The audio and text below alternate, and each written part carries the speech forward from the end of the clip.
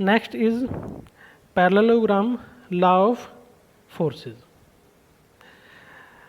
Parallelogram law of forces states that if two forces acting simultaneously on a particle are represented in magnitude and direction by the two adjacent sides of a parallelogram, then their effect is represented in magnitude and direction by the diagonal of the parallelogram passing through the point of intersection.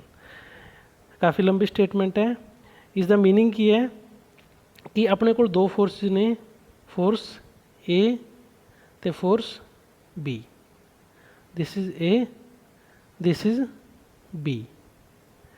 ਹੁਣ मैं इन्हां दो forces ਨੂੰ इस तरह arrange करांगा कि ਜਿਹੜੀ ए ਦੀ tail है ਇਹਨੂੰ ਆਪਾਂ ਕਹਿੰਦੇ ਆ ਹੈਡ, ਇਹਨੂੰ ਕਹਿੰਦੇ ਆ ਟੇਲ. ਤਾਂ ਜਿਹੜੀ ए ਦੀ ਟੇਲ है यानी कि ए साइड ਤੇ बी ਦੀ ਟੇਲ है यानी कि ए साइड, वो एक पॉइंट ਤੇ ਲਾਈ ਕਰਨ. ठीक है. ਹੁਣ ਇਹ ਪ੍ਰਿੰਸੀਪਲ ਕੀ ਕਹਿੰਦਾ ਹੈ ਕਿ ਇਹਨਾਂ ਦੋ ਫੋਰਸਿਸ ਦਾ ਰਿਜ਼ਲਟੈਂਟ ਹੈ ਜਿਹੜਾ ਉਹ ਇਸ ਤੋਂ ਬਣੀ ਜਿਹੜੀ ਪੈਰਲਲੋਗ੍ਰਾਮ ਹੈ ਉਸਦੇ ਡਾਇਗਨਲ ਤੇ ਲਾਈ ਕਰੇਗਾ. ਮਤਲਬ ਮੈਂ ਇਹਦੇ ਪੈਰਲਲ 'ਚ ਇੱਥੇ ਇੱਕ ਲਾਈਨ ਖਿੱਚਦਾ ਤੇ ਬੀ ਦੇ ਪੈਰਲਲ ਇੱਥੋਂ ਇੱਕ ਲਾਈਨ ਖਿੱਚਦਾ, ਤਾਂ ਇਹ ਮੇਰੀ ਬਣ ਗਈ ਪੈਰਲਲੋਗ੍ਰਾਮ. एक कॉर्नर इसका ए हो गया, second corner, third corner and fourth corner. तो पैरललोग्राम ला की कहता है कि जोड़ा डायगनल है दिस वन, ये इन्होंने दो फोर्सेस का रिजल्टेंट होगा. ओके. यानी कि मैं दो फोर्सेस लिया, फोर्स ए, फोर्स बी, उन्होंने दोवां तो मिला के एक पैरललोग्राम बनाई. उसका जोड़ा डायगनल है वो मेरी दो फोर्सेस का रिजल्टेंट होगा.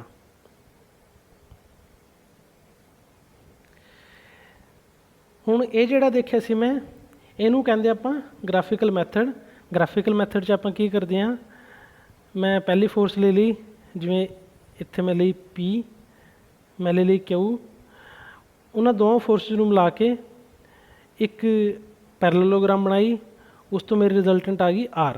हुण मैनूं उसकी डायरैक्शन पता चल गई भी इस डायरैक्शन च लाई करूगी. उसका एंगल मैं मेजर करांगा, इस तरह मैं उसकी लेंथ मेजर करांगा आर दी. उस तो मैनूं आर की डायरैक्शन भी मिल जूगी तो मैगनीट्यूड भी मिल जूगा. इनू कहते आपां ग्राफिकल मैथड, क्योंकि आपां नूं ग्राफ से सब कुछ बना के मेजर करके बनाना पऊगा, फिर दोबारा उन्होंने मेजर करना पऊगा.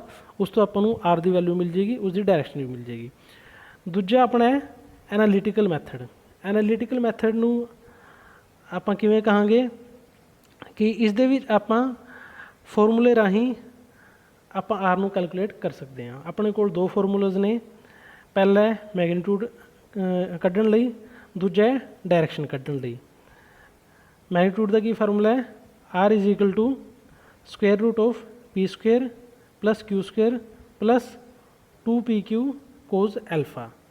एंगल तुसीं देख सकते हो, ये जोड़ा एंगल है दोवां दे विचाले, या ये जोड़ा एंगल है ये अपना एंगल एल्फा. ओके. तो पी अपनी पहली फोर्स है, क्यू अपनी दूजी फोर्स है. इन्हां सारी वैल्यूज़ नूं आपां जद इस इक्वेशन च पावांगे तो आपां नूं आर की वैल्यू मिल जूगी.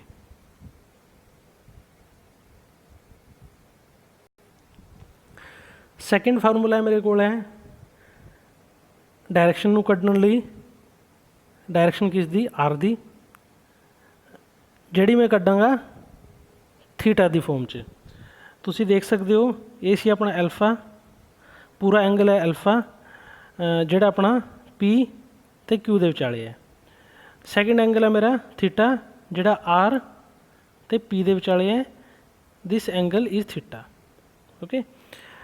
उस तो बाद मेरा फार्मूला की बनता है, theta is equal to tan inverse of Q sine alpha divide by P plus Q cos alpha.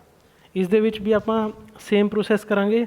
आपां नूं पी की वैल्यू पता है, क्यू की वैल्यू पता है, एल्फा की वैल्यू पता है. इस दे नाल आपां नूं इसकी वैल्यू पता चल जूगी, उसका tan इनवर्स कढ़ के आपां नूं थीटा की वैल्यू मिल जूगी.